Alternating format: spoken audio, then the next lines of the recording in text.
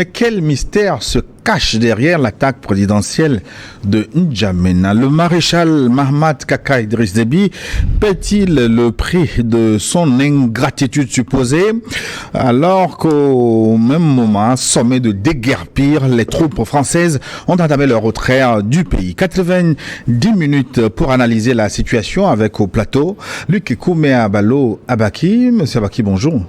Bonjour Gilles, bonjour à tous nos fidèles téléspectateurs qui nous font toujours cet honneur, ce plaisir d'être au rendez-vous. Luc Abaki est journaliste, il est écrivain, il dirige également l'Institut africain de géostratégique appliqué, Institut africain d'études stratégiques et de géopolitique appliquée. Merci. En compagnie de Sogoyou Kegewe, l'homme qui ne bouge pas, son excellence, bonjour. Bonjour Gilles, bonjour à nos téléspectateurs. Et heureux encore de les retrouver aujourd'hui. Ancien ambassadeur, journaliste. France Tchad, le maréchal Déby paie-t-il le prix de son ingratitude, entre guillemets, c'est le thème du jour, et vous êtes invité à enrichir cette émission avec vos contributions envoyées via WhatsApp. Vous connaissez le numéro, le principe, plus 228 96 08 43 43. Dans la seconde partie, à 13h18 et 16, vous me ferez le plaisir de relayer vos messages. Si vous nous suivez ce dimanche à midi, vous êtes en direct. Si c'est en différé, sur notre chaîne YouTube, c'est le moment de protéger cette émission avec votre pouce, likez-la, commentez abondamment ce que nous disons, que vous soyez d'accord avec nous ou pas, nous nous aurons le plaisir de relayer vos commentaires et abonnez-vous à notre chaîne si ce n'est pas encore fait, ainsi vous recevez des notifications lorsque nous avons de nouvelles vidéos et partagez New World Forum, la voix de l'Afrique qui refuse l'ingratitude. Au plateau, donc, Luc Abaki, est-ce que vous faites un lien entre l'attaque de la présidente tchadienne, je vais tout droit au but, et la rupture de la coopération de défense avec la France? Parce que les deux événements sont plus ou moins concomitants. Alors, est-ce que je fais un lien? Vous savez, on ne va pas charlater ici. Nous sommes des journalistes, on ne peut qu'analyser des faits, justement. Alors, pour analyser une situation pareille, je pense qu'il faut d'abord recourir au contexte lui-même. Nous sommes en face d'un pays impérialiste qui, depuis des siècles, a toujours cru que sa vie, sa survie, son aura, sa puissance, son influence dépendent littéralement de sa présence dans des pays qu'elle considère comme donc des pays sous-développés et à qui elle devait apporter la civilisation. Donc le rôle de la France en Afrique a toujours consisté à spolier nos ressources, à influencer, à intimider, à sous-traiter justement les citoyens africains. Et donc c'est ce qui explique que pendant des années, la France a toujours pris pied dans nos territoires, sur notre continent.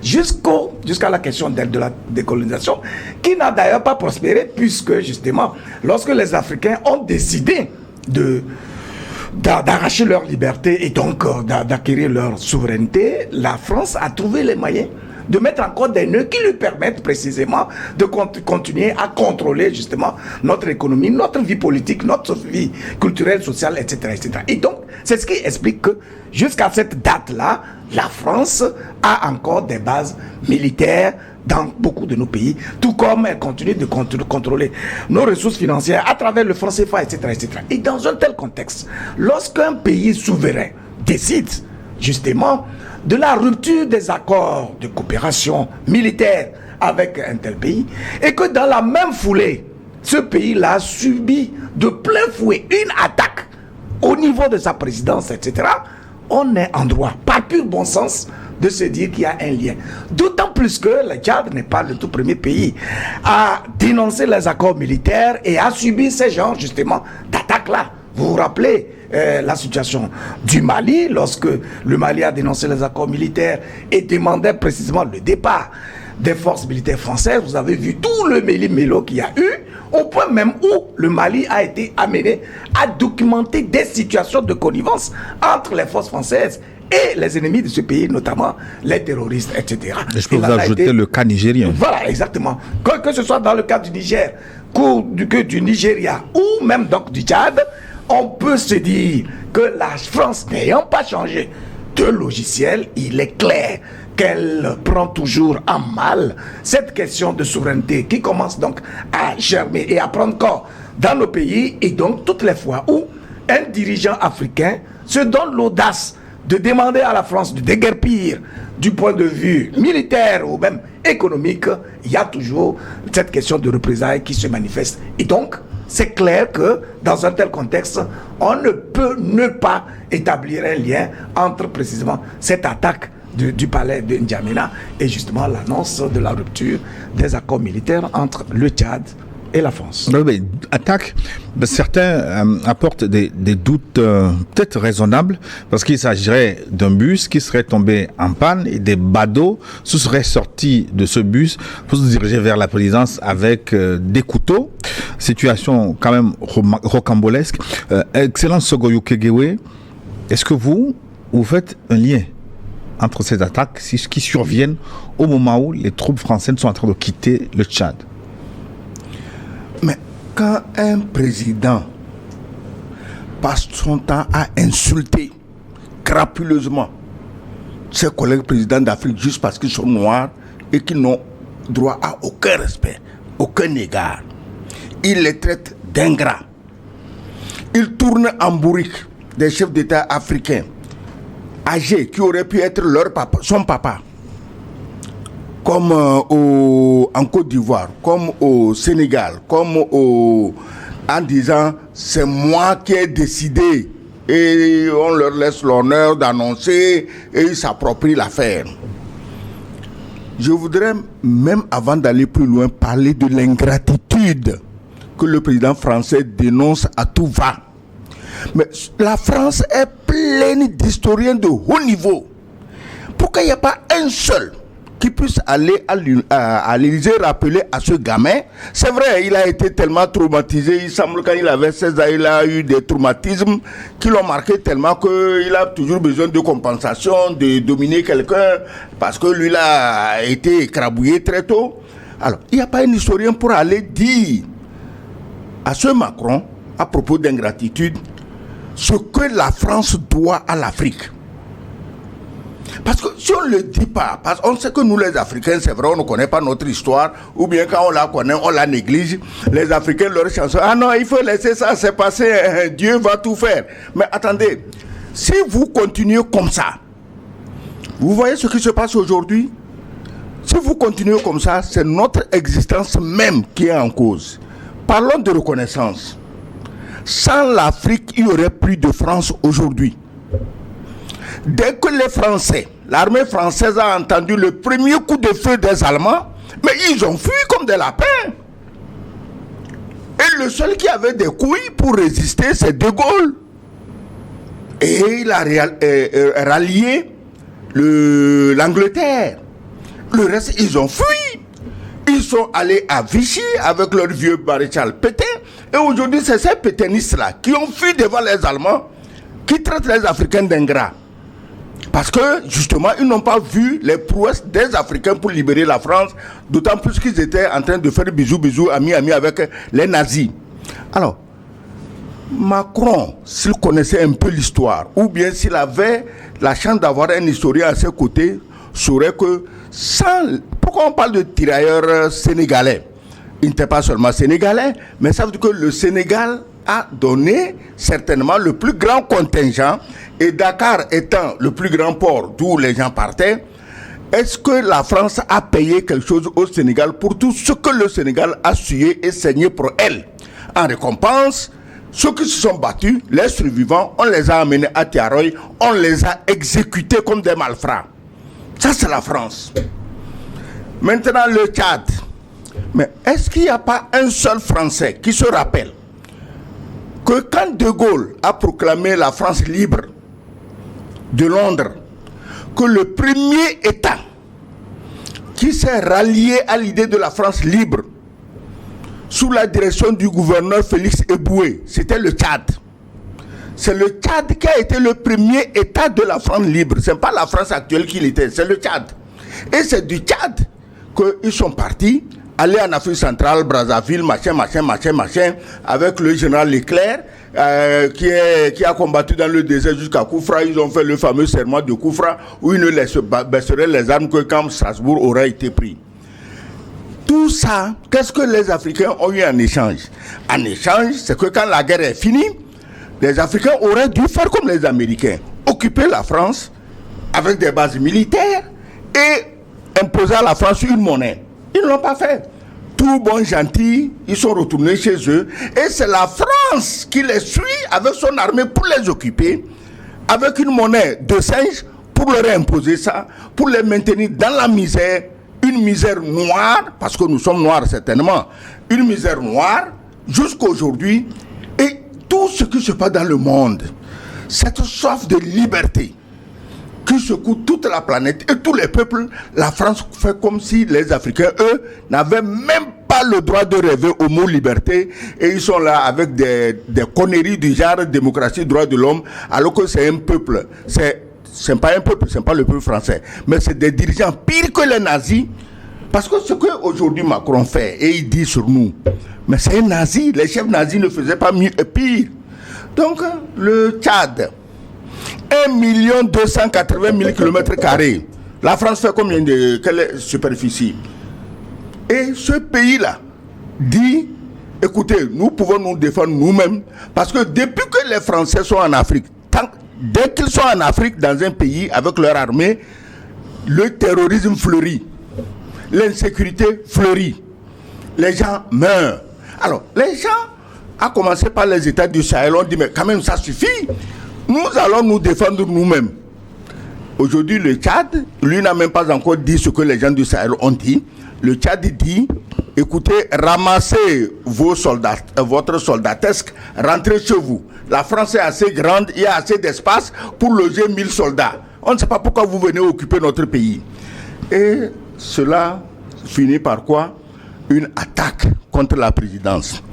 Et comme l'attaque s'est terminée en queue de poisson, on paye toujours les mêmes idiots utiles noirs qui distillent les informations selon lesquelles c'était de pauvres idiots qui passaient, ouvriers, et que bon, le bus est tombé en panne. Mais quand tous les pays ont une présidence, hein. Que tu ailles ici à Lomé, il y a une présidence, hein, au Ghana, il y en a, au Bénin, il y en a. Si ton taxi, ta voiture, ta moto tombe en panne en face de la présidence, ça arrive, hein, parce que la voiture ne demande pas l'autorisation avant de tomber en panne. Mais quand tu quittes ton véhicule, Gilles, tu sais bien que si tu ne sais pas, ok, tu sais que c'est la présidence. Quand tu quittes ton véhicule, la meilleure chose à faire, c'est de t'éloigner le plus rapidement possible. Ou bien un seul élément avance vers un garde de sécurité pour lui dire, excusez-nous, on a eu un problème, on ne sait pas comment on va faire pour des raisons de sécurité, puisque c'est devant la présidence. On se retire pour chercher un mécanicien pour venir tirer notre voiture. Au lieu de quoi les gens sortent, il y a même des images de vidéosurveillance. Les gens sortent, il y a un intense échange de coups de feu. Et aujourd'hui, on dit non, que c'était des maçons qui revenaient du chantier. Mais combien de maçons revenant du chantier ont des armes pour tirer? Combien de maçons revenant de chantier ont des coupe-coupe? Est-ce qu'on va au chantier avec des coupe-coupe? Oui, mais en fait, d'armes, même, il y a des versions contradictoires. Certains disent que les assaillants n'auraient sur eux que des armes blanches. Oui, écoutez, pour faire quoi avec des armes blanches? Si on dit d'abord que c'est des ouvriers qui revenaient du chantier. Est-ce qu'on revient d'un chantier avec des armes blanches? S'ils ont des truelles, des mètres pliants, des niveaux, ok, c'est avec ça qu'on travaille au chantier. On n'est pas maçon, mais on connaît le b.a.-ba des outils qu'il faut pour travailler au chantier, que tu sois maçon, menuisier, électricien, carreleur, on sait de quel outil on a besoin pour travailler. Oui, mais qu'il y ait une attaque, c'est une chose, mais qu'il y ait un lien de cause à effet entre le départ des eaux françaises et cette attaque, c'en est une autre. Non, c'est pas seulement le Tchad qui est visé. Les gens là, ils sont en attaque dans toutes les directions. Regarde les pays du Sahel, ils sont attaqués matin, midi, soir. Mais Louis Kabaki, ils sont attaqués, donc c'est pas nouveau. Je pense qu'il faut revenir à un certain nombre de faits. Vous vous rappelez, lorsque le général Tchiani a fait sa dernière interview, il a révélé un certain nombre de faits, notamment lorsqu'il a été demandé aux forces françaises de partir. Elle a pris attache avec les terroristes de Boko Haram dans le lac Tchad pour un certain nombre de deals. Il a dit, il n'y a même pas 3 semaines, et on constate que l'attaque en question du Tchad est menée précisément selon ce qui a été révélé par Boko Haram.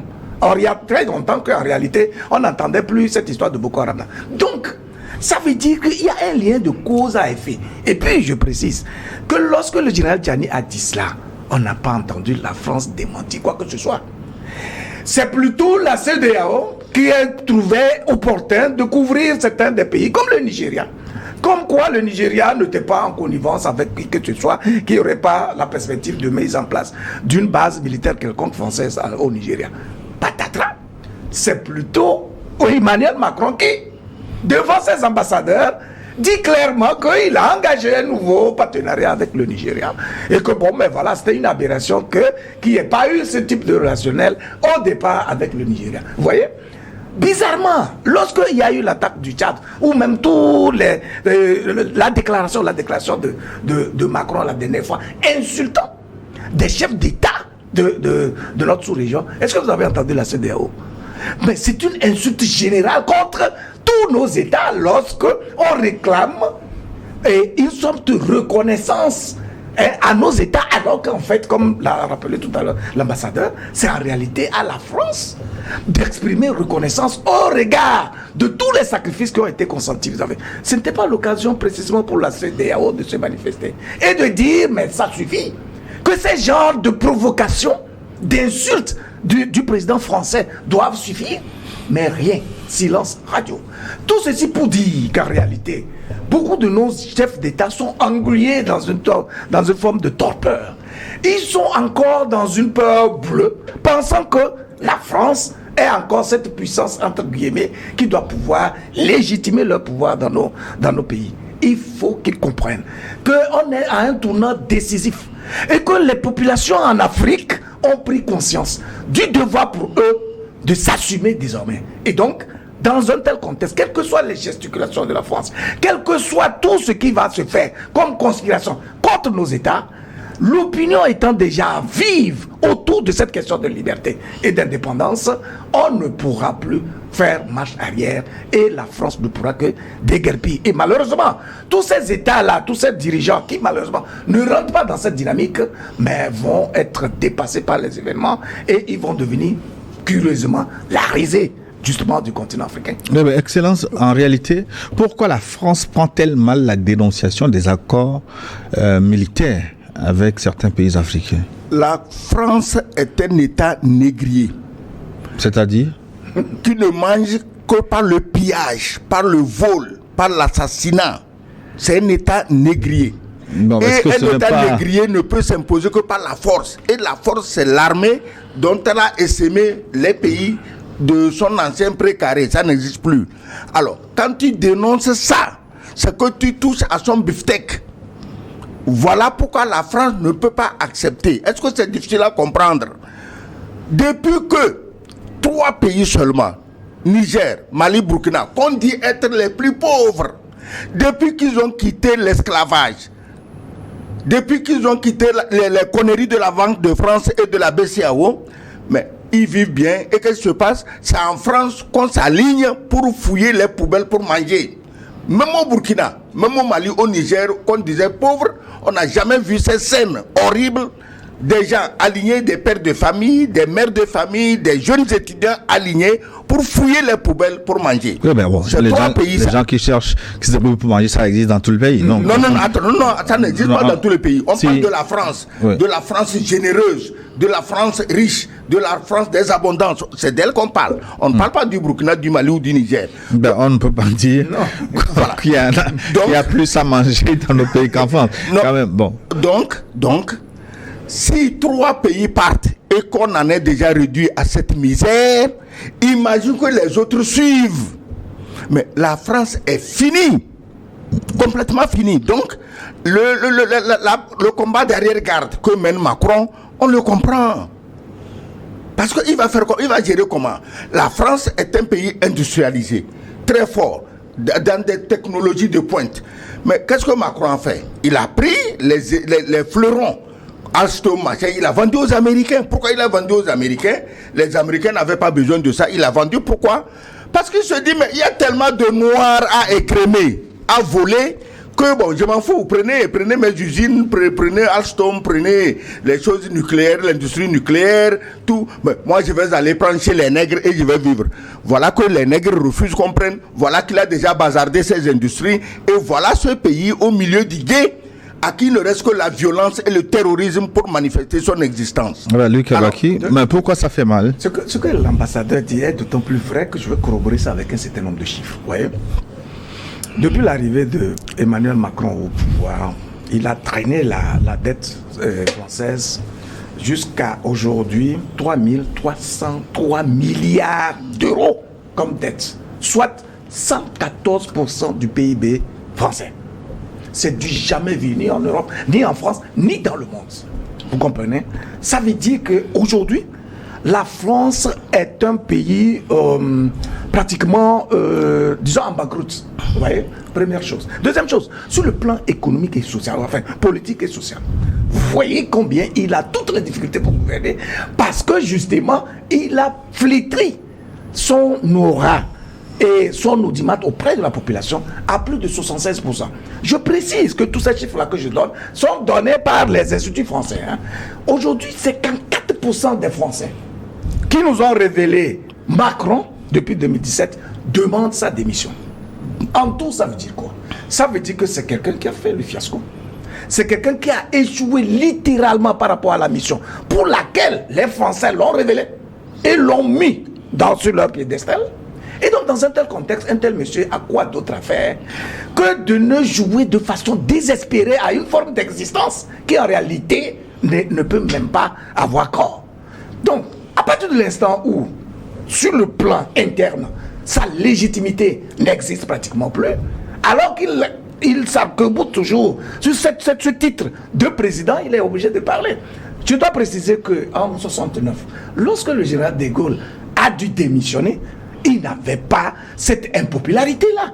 Mais étant entendu qu'il a le sens de l'honneur et il est un homme d'État, dès l'instant où le référendum a été rejeté, il a dit, écoutez, je ne suis plus légitime pour continuer à diriger. Un président dont la cote de popularité a chuté à près de 80% continue donc de s'attacher à son pouvoir.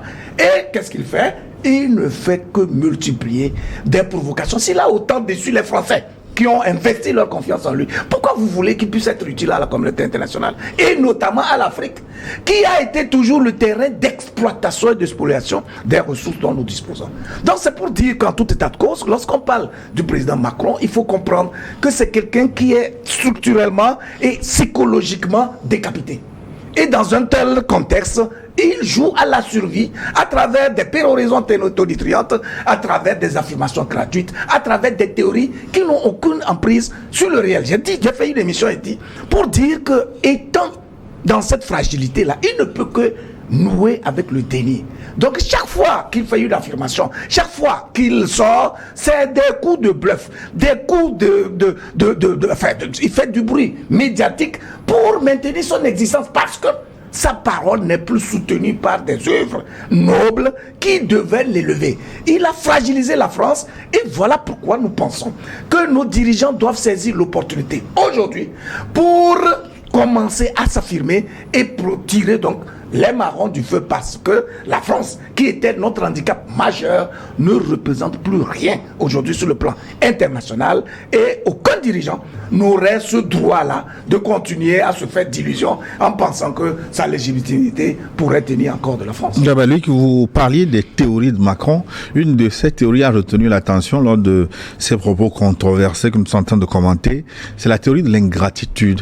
Que veut-il faire comprendre à travers l'ingratitude des Africains? En quoi les Africains ont-ils été ingrats envers la France? Oui, ce terme ingratitude s'adresse avant tout aux chefs d'État qui sont accrochés à ces mamelles comme les petits singes, tu sais, les petits des singes là, accrochés aux mamelles de leur maman quand il y a le feu, quand les chasseurs arrivent, c'est comme ça qu'ils fuient.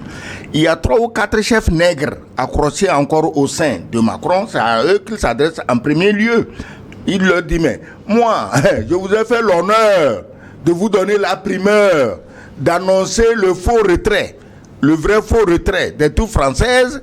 Au lieu de reconnaître que vous me devez tout ça, Vous parlez comme si vous étiez quelque chose. Or, vous n'êtes rien. Mais est-ce qu'il avait à humilier les chefs d'État africains? Mais Macron ne peut pas respirer, manger, dormir s'il n'humilie pas un chef noir.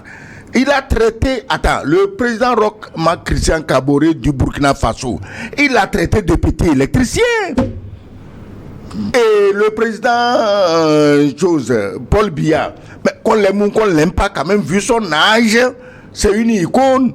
Mais ce n'est pas là-bas qu'il a fait les premiers discours sur l'ingratitude, c'était au Cameroun. Il n'a pas hésité.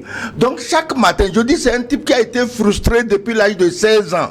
Il faut toujours faire quelque chose pour prouver qu'il existe, qu'il est quelque chose. Or, en France, comme vient de le dire Luc, il est tellement discrédité que même les chiens errant dans la rue, quand Macron passe, on ne le regarde pas. Donc, il reste que les nègres. Comme les nègres sont corvéables à merci à tout moment, en tout lieu, du moins certains nègres, puisqu'il y a 3 qui ont dit ça suffit, ils ont tapé sur la table. Donc les nègres accrochés encore à ses seins en train de téter quoi, on ne sait même pas, puisqu'il n'y a plus de lait. C'est lui qui tète du lait chez les nègres. C'est eux qui l'ont en fait insulté. Parce qu'il leur a donné la primeur d'une information et aujourd'hui ils se gossent, ils lèvent les épaules comme s'ils avaient imaginé, pensé ou inventé quelque chose. Il y a pas, c'est pas une affaire de 2-3 personnes, puisqu'il a évoqué aussi le cas, généralisé le cas du Mali, où les troupes françaises sont intervenues sans. Les troupes françaises sont intervenues au Mali pour renforcer les terroristes. Tout le monde le sait. Mais je dis toujours, les Maliens ont un rapport qu'ils sont prêts à présenter aux Nations Unies, mais ils ne l'ont jamais lu parce que la France, utilisant son droit de veto, à lui donné par les Africains après la Deuxième Guerre mondiale, utilisant ce droit de veto, veut étouffer les pays, étouffer le Mali. Mais pourquoi la France ne laisse pas la le Mali Macron? Macron pense que sans la France, aucun pays africain, en tout cas francophone, ne pourrait se targuer de souveraineté aujourd'hui. On aurait été bon, ok. Il pense que sans la France, aucun pays. Tous les pays qui traitent avec la France sont aujourd'hui les plus misérables en Afrique. C'est ça, pour ça qu'on doit le remercier. On doit le remercier parce que la France a réussi à faire de 14 pays prospères, naturellement hyper dotés, en faire les pays les plus misérables, les plus miséreux, en train toujours de prendre des prêts, en train de se faire écrémer par la Banque mondiale et le FMI. C'est pour ça que ces pays-là doivent être reconnus à la France. Il faut qu'ils comprennent. C'est d'ailleurs pourquoi certains pays ont décidé de se débarrasser de la France. La France n'est une référence en rien. Absolument rien. C'est-à-dire que il faut comprendre ceci. J'avais commencé mon raisonnement tout à l'heure en partant du principe même de la colonisation. La France, en venant en Afrique, s'est dit il faut qu'on vienne civiliser des gens, des sous-hommes, des gens qui ne sont même pas proches, qu'on ne peut pas identifier parmi l'humanité. C'est nous qui devons faire d'eux des êtres humains, à la limite, bon, des hommes, des êtres approximativement humains. Comprenez ça? Donc Macron est une incarnation achevée des impérialistes qui ont toujours considéré que ce sont eux qui vont nous donner le sens de la vie et de notre propre existence. Vous voyez?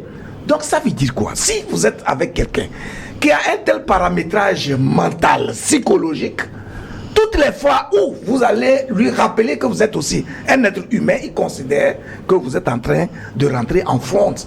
Que vous êtes, ça devient du coup une forme c'est inconcevable dans son esprit que vous puissiez penser que vous avez les mêmes droits que lui. C'est ça l'état d'esprit de base de Macron, vous voyez? Puisque lui, il est issu d'une classe bourgeoise, il a connu un parcours lisse, etc. Rien ne lui a résisté.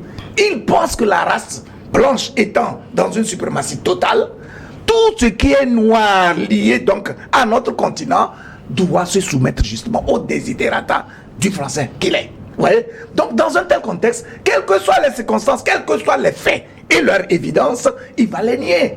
J'ai parlé de son déni permanent. Voyez tous les épisodes, voyez tous les sacrifices qui ont été consentis par l'Afrique dans l'intérêt de la France. Et j'ai trouvé l'éloquence, l'élégance, la pertinence de la réponse donnée par Ousmane Sonko à Macron. Lui rappelant précisément que sans l'action des combattants africains qui ont été maltraités par la suite, qui ont été trahis, la France serait peut-être aujourd'hui encore allemande. Oui, l'ambassadeur l'a encore rappelé ici. Beaucoup d'épisodes de la vie, même l'économie française aujourd'hui, repose fondamentalement sur ce qu'elle puise en Afrique. Vous voyez, la preuve en a été que 3 États se sont désolidarisés justement, ou bien sont sortis de cette ombre de la France. Vous voyez, j'ai décrit tout à l'heure la situation de l'économie française.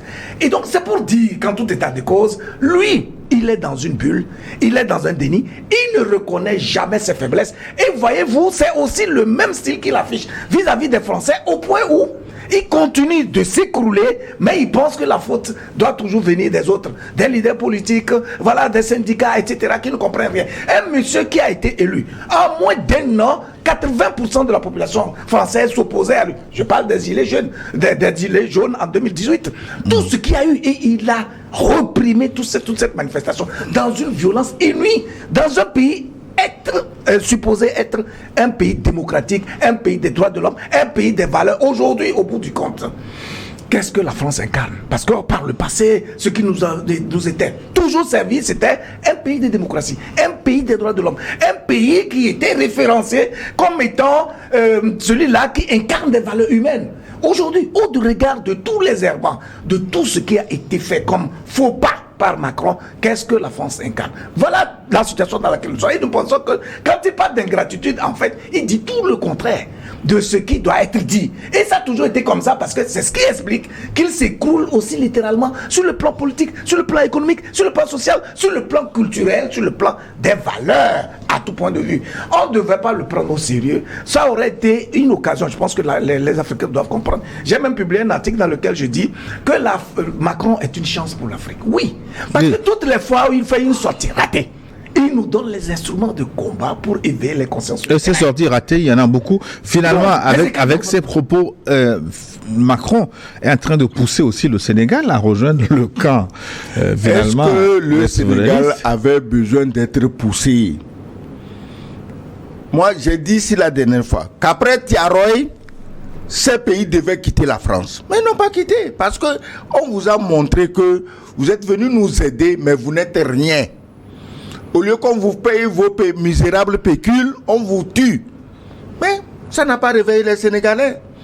Ils se sont, bon, tu sais, il y a des communes sénégalaises qui passaient pour être françaises. Ils en sont fiers. Ok, tant mieux pour eux, hein.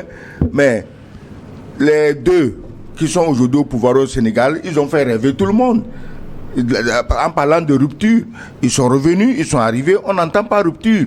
Donc, c'est Macron qui aujourd'hui leur ouvre les yeux et il commence à réagir. Mais ils n'avaient pas besoin de Macron pour réagir, pour se libérer. Peut-être qu'ils avaient leur calendrier.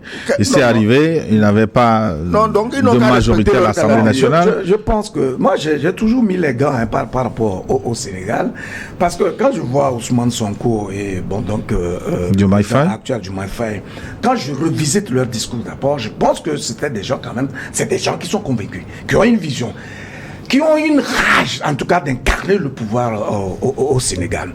Sauf que, une fois dans l'action, je pense qu'ils ont plutôt adopté une méthode beaucoup plus prudente, voilà, plus lisse, etc. Pourquoi? Parce qu'en fait, le Sénégal, à vrai dire, est presque un prolongement de la France. Je pense que l'ambassadeur est bien placé pour le dire.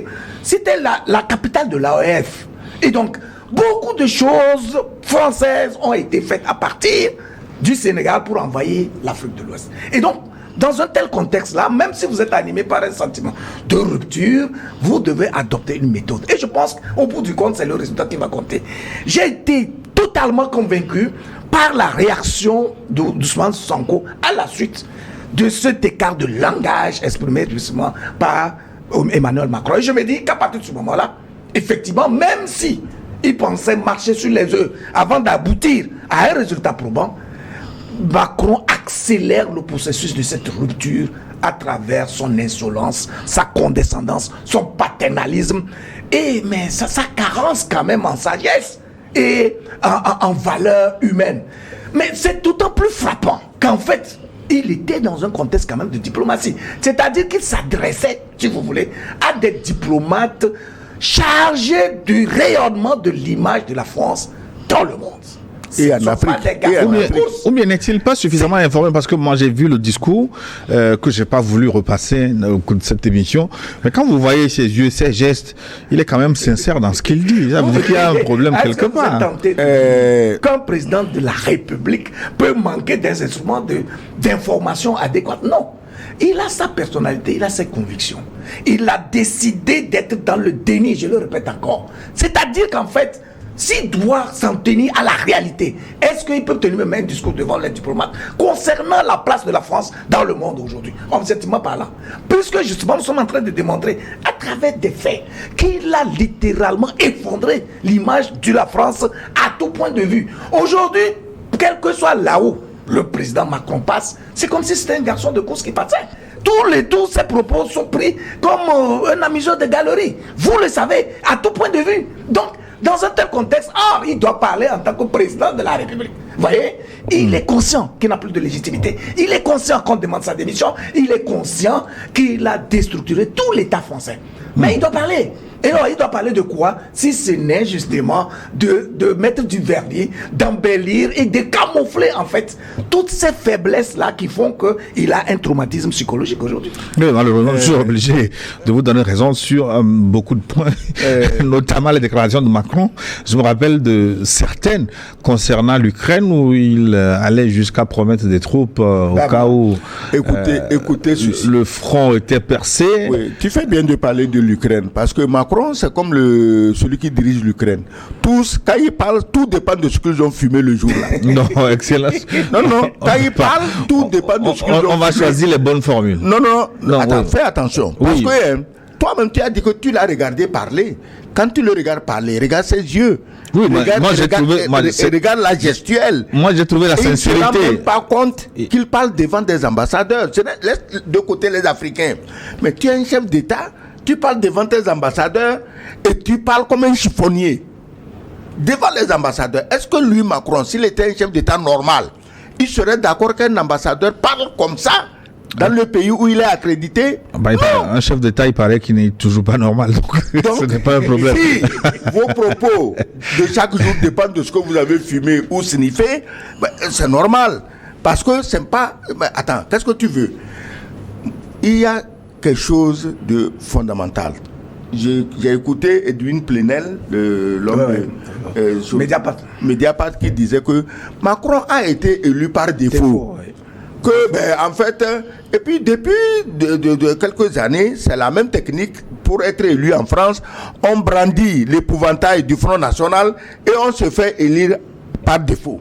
C'est le cas qui est arrivé à Macron. Mais le peuple français, il n'est pas aussi naïf que les dirigeants croient. Ils ont fini par en donner pratiquement la majorité au Front National à l'Assemblée. Et aujourd'hui, qu'on le veut ou non, c'est le Front National qui détermine indirectement la politique de la France.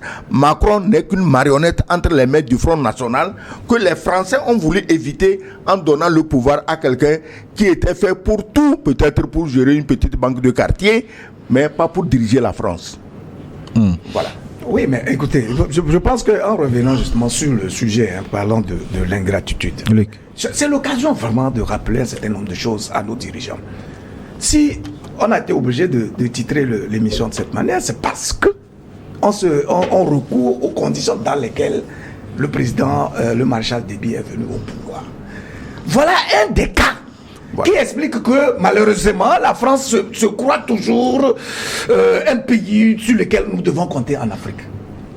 On n'avait pas besoin de la présence de Macron en 2021 au Tchad à l'investiture, pour installer justement Déby. Qu'à cela ne tienne, aujourd'hui ce monsieur est en train de poser des pas décisifs qui nous montrent que oui, on peut venir par une voie détournée et commencer à être patriote, poser des actes qui vraiment vont dans l'intérêt du bien commun. Et ça, c'est à saluer. C'est une mesure qui montre que, effectivement, l'essentiel pour le dirigeant n'est pas d'arriver dans le fauteuil présidentiel, mais c'est d'œuvrer pour mériter d'y être. Les 3 pays de l'AES, parlons-en. Vous avez vu tout récemment, il n'y a même pas un mois, Ibrahim Traoré a payé la dette du Burkina Faso à hauteur de 4,8 milliards de dollars à la communauté internationale. Toute la dette internationale a été épongée. Mais comment il a fait? Il a juste procédé par l'appel des actifs au plan local, en nationalisant les mines et en les utilisant comme des garanties pour lever des fonds au plan local. Et donc, il a payé la dette internationale. Pourquoi il faut la payer? Parce que c'est un instrument de chantage économique que ces institutions internationales utilisent pour toujours tenir nos dirigeants dans une forme de vassalité, de docilité permanente. Et puis le service de la dette, il est très lourd. Hein, Ibrahim, oui, mais bien sûr, Ibrahim Traoré est venu par un coup d'État quand même. Mais aujourd'hui, vous voyez l'aura qu'il est en train de développer. Vous voyez l'aura que le président Yassimi Goïta. Nous avons vu les vidéos à Accra lors de l'investiture de John Mahama. Le plus jeune d'ailleurs. C'était impressionnant. Et le président de la République, à l'investiture de qui il est allé, est obligé de le célébrer publiquement. Vous voyez? En réalité, le dirigeant, ce n'est pas son nom qui compte. Ce sont ses œuvres qui le célèbrent et qui l'élève, vous voyez. Et donc, Ibrahim Traoré n'a pas besoin de dire « je suis président ». Tout le monde le reconnaît dans cette posture de dirigeant incarnant totalement tous les compartiments de son pouvoir. Parce que il est mu par une vision. Il est rattaché à des valeurs humaines. Il y a une empathie qu'il développe, qu'il croit, et il sécrète naturellement une énergie positive en faveur du peuple burkinabé et de l'ensemble des pays de l'AES. C'est pour dire que ce modèle de gouvernance-là doit pouvoir inspirer. Si ce n'est pas le cas, s'il y a encore des dirigeants qui pensent qu'ils peuvent être encore dans les théories, dans des affirmations gratuites, s'appuyer sur les classements internationaux, etc., pour dire, ah oui, nos économies passent bien. Non, c'est le peuple qui porte l'économie et qui donne la preuve que vous êtes un bon dirigeant. Oui. Ceux-là qui ne veulent pas se défaire de la France, et qui continuent justement de ramper sous le président Macron, ils doivent comprendre que l'heure du détachement. Oui. Excellent. Idriss Déby lui-même dit qu'il a failli être vitrifié. Bon, le mot n'a pas été choisi au hasard. Oui. A-t-il des informations précises? Parce que quand on parle de vitrification, on sait à quoi il fait allusion. Oui. Aujourd'hui, il y a des pays dans le monde qui peuvent vitrifier la France elle-même en 2 minutes. Même moins de 2 minutes. Il y a des pays. Vitrifier toute la France. Ils en ont les moyens. Mais ces pays n'ont jamais utilisé ce mot, à part un voyou qui se promène maintenant avec un bracelet de sécurité parce que c'est un tolard. C'est lui qui a utilisé ce mot contre un président légitime, un président populaire, un président démocratiquement élu qui était Laurent Gbagbo. Mais il a parlé, ça lui a réussi. Ce que Macron ne sait pas, on ne peut pas vitrifier Idriss Déby aujourd'hui, parce qu'au moment où on vitrifiait Gbagbo, disons, l'information n'était pas au niveau où elle est aujourd'hui. Les populations n'étaient pas informées comme elles le sont aujourd'hui. Donc, en utilisant le mot vitrifié, le seul pays qui a utilisé ce mot vitrifié contre un chef d'État africain, c'est la France. Et le seul chef d'État qui l'a fait, c'est Sarkozy. Maintenant, si lui, il utilise le mot vitrifié, parce qu'il sait que l'actuel hôte de l'Élysée utilise aussi la violence. Et la violence, c'est ça qu'on appelle vitrifier. La violence, les armes, le chantage, la malhonnêteté. Voilà. Donc, Idriss Déby sait de quoi il parle. Surtout qu'à l'investiture d'Idriss Déby, en ce moment, ils étaient copains. Macron, très jeune, Idriss Déby, très jeune, ils se sont dit, ah, l'avenir est à nous. Mais l'avenir est à nous jusqu'au jour où Idriss Déby s'est aperçu que s'il met son avenir en France, c'est son peuple qui va crever. Maintenant, il veut que l'avenir soit à son peuple et non à une union factice, exploitatrice et voleuse avec la France. Voilà son défaut. Voilà là, le crime de lèse-majesté qu'il a commis envers quelqu'un qui s'agit toujours pour insulter les chefs d'État africains. En tout cas, nous attendons les téléspectateurs dans la seconde partie qui nous permettent de comprendre ces propos. Pourquoi Macron traite l'Afrique d'ingrate? Parce que c'est quand même extraordinaire. Un pays qui a soumis d'autres d'abord à l'esclavage pendant des années, appuient la colonisation, ce qui est reconnu comme un crime contre l'humanité. Il se permet donc ensuite de dire qu'on a été ingrat à l'égard de ces actions. Et à la colonisation qui continue. La France est le seul pays qui continue la colonisation sur 14 pauvres pays africains qui se retrouvent être les plus pauvres du monde, alors que la nature les a extrêmement richement dotés. La France dirige les 14 pays les plus pauvres du monde. On a marqué une pause pour une édition du journal dans la seconde partie avec les contributions des téléspectateurs. Ils sont encore très nombreux à nous écrire. Je vois pêle-mêle Léopold Kotor nous a déjà envoyé son message. Les fidèles, ils sont tous là. L'ancien Traoré depuis Farana en Guinée, Richard Tagba, ils ont écrit Jato Bilaliou. Je vais vous les relayer tous ces messages. 10 minutes de pause, la seconde partie de New World Forum. À tout de suite.